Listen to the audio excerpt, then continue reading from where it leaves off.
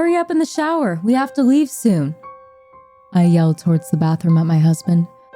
Every year, at some point in the days leading up to Christmas, our families get together. We were already making bad timing when he realized he needed a shower. I had misplaced my earrings, paranoid about making us even later. As I walked past the bathroom, I noticed the door wide open. My husband stood there, still naked from having recently departed the shower. He had draped a pastel orange towel over his head, one that I didn't even know we owned. It didn't cross my mind at the time, just a fleeting thought. He swayed gently from side to side, like a swinging pendulum. I giggled. Stop being silly. You know we're running late. Have you seen my earrings? Immediately upon entering the bedroom, I spotted them gently glistening on the bedside table. Relieved, I yelled again. Never mind, found them.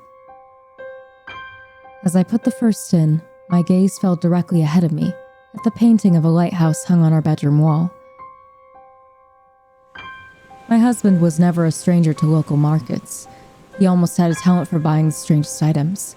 This painting always stood out to me as bizarre of a purchase. The lighthouse stands as the subject, with a series of indistinct, colorful blobs painted around the bottom. A crowd of nondescript people, I had always assumed. On the frame, at the bottom, a title, or note, or quote of some kind had been etched in. The Jolly Good Fellows. My trail of thought was cut short as I failed to get the second earring in. I had stabbed myself slightly and began to head to the bathroom for the assistance of the mirror. He was still standing there, swaying.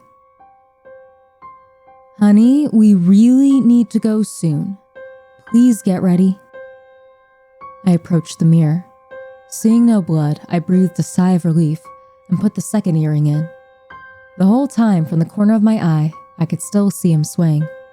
The towel blocked any view of his head. My patience was wearing thin. Had he even sorted his clothes out yet? Honey, come on, I spoke as I lifted the towel from his face. Peering under, I expected to see him smiling, acting playfully.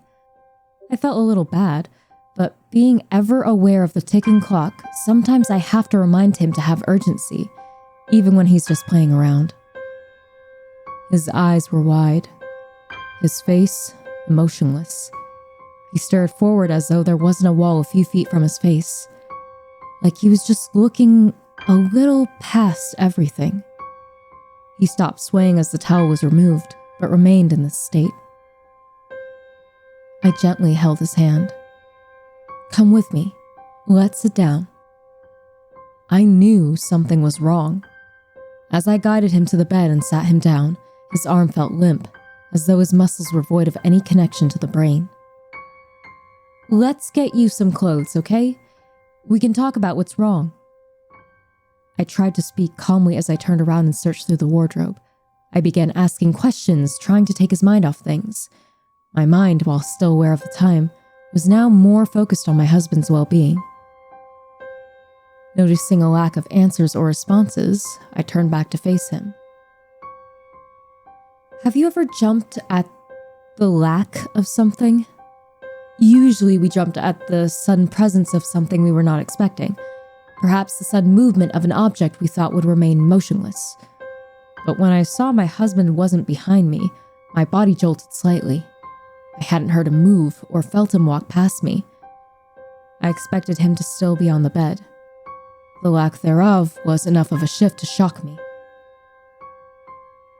Honey? I yelled slightly, wondering where he was. I walked past the bathroom. There he was, orange towel draped over his head, swaying gently at the same rhythm as before. If you don't respond to me, I'm calling an ambulance. I needed a quick answer. My mind jumped straight to some form of brain injury, perhaps from falling over in the shower. I knew that acting fast is the only chance you have to minimize the damage. He didn't answer.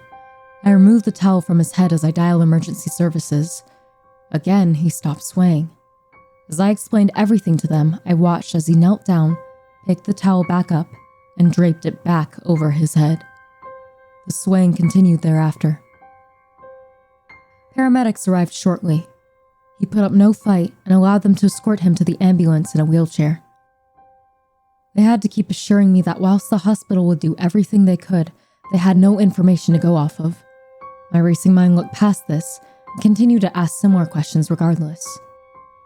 As long as someone was guiding him, he would follow. When this stopped, he would try to move. The same had happened back home. He only got up and left once I had sat him down and let go of him. Through the sound of the sirens wailing overhead, the bumps of the ambulance's journey, and trying to hold back my tears, I could hear a familiar tune. My husband, showing almost no other signs of activity, was gently humming. I leaned in to get a better listen. It was a very low tone, and each note seemed to begin as a hum, yet end as more of a raspy breath. Each one seemed to continue for slightly longer than they were supposed to. But I recognized this tune. He was humming, "For he's a jolly good fellow." Arriving at the hospital felt like a blur. Everyone knew exactly where they were going. I was following along, completely lost in this maze of signs and painted lines intended to guide. We had left the ambulance and arrived at his assigned bed before I could process what was happening. As soon as he was laid down, the confusing blur continued. "Ma'am, could we borrow you in the next room? We just need you to fill out some paperwork." "Not until I know if my husband is okay," I snapped. "We understand, but the best chance at survival is if we understand everything. This paperwork will take care of some of that." I was assured that a doctor would be in the room shortly, and that my husband was in good hands. I shouldn't have listened. They certainly didn't. I explained that he kept trying to get up and walk about, but they clearly underestimated. I hadn't even helped the lady fill out my husband's personal information before we were informed that he was missing. "He can't be far. Keep an eye on all entrances." Staff spoke to each other urgently. I was asked to remain calm and continue helping with the paperwork, but I refused.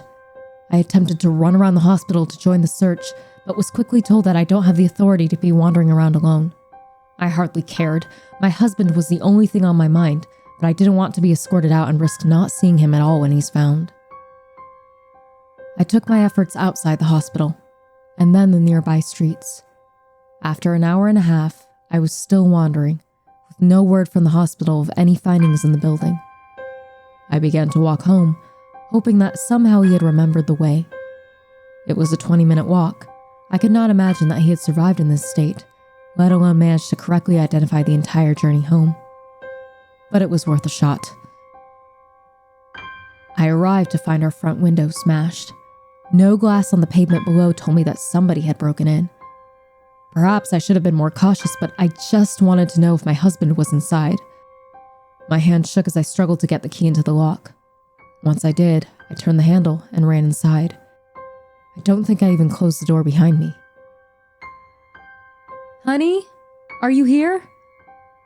I don't know if I was surprised to see what I saw, or whether I expected this. There he was, in the bathroom, orange towel draped over his head, swaying gently. This time, a pool of blood collected on the tiled floor below, dripping from his right arm. Cuts on his legs and torso told the full story. He had no concept of pain. He smashed the window to get in, to get back to this exact spot. The injuries meant nothing to him. For whatever reason, his mind was focused only on anchoring itself in that bathroom, under the gentle weight of a towel. Crying, I approached him and lifted the towel slightly. I hardly even noticed the blood soaked into it. His eyes were red.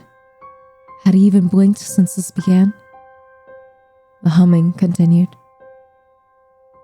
I should have contacted emergency services immediately, but instead I just stood there. I stared into his eyes, pretending he was staring back into mine. I wanted him back. Gently, he lifted an arm, and pulled the towel back down over his face. I don't know how long I stood there, sobbing. Please, talk to me. I love you. The gentle humming would have been comforting, but the slight inconstancy of the rhythm was a subtle reminder that my husband had no awareness. I thought back to all our recent conversations, everything we've ever done together. Lately, he's had a fascination with the ocean. I could never understand it. A horizon swelled by the forever swaying and crashing of waves never appealed to me. He used to tell me all sorts of facts. One that particularly disturbed me was an old tradition of placing a towel over the faces of sailors who had passed whilst at sea. Once back on the shore, he'd place a towel over their face as he waited for somebody to arrive with help or a hearse. Curiosity having a moment of breakthrough as I grieved my still living husband, I went into the bedroom. I took a closer look at the painting. The blobs at the bottom of the lighthouse. I had always assumed them to be nondescript people with little detail added, though I had never understood why the blobs were so colorful. Only then did I realize they were not a crowd gathering at the bottom of the lighthouse. They were dozens of bodies laid out on the shore. Pastel-colored towels were draped over their faces. Perhaps my husband is there now, forever visiting the lighthouse, staring into the horizon as it's swallowed by the ocean.